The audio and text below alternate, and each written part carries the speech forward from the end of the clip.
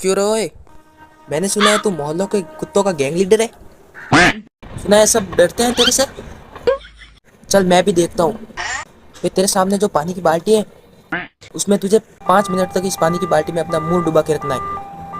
तो चल स्टार्ट करते हैं।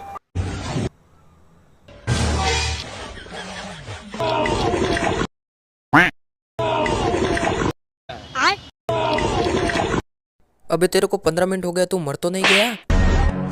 मैं 15 मिनट तक अपनी सांस रोक सकता हूँ। मौत को छू के टक से वापस आ सकता हूँ। टेंशन नहीं लेने का।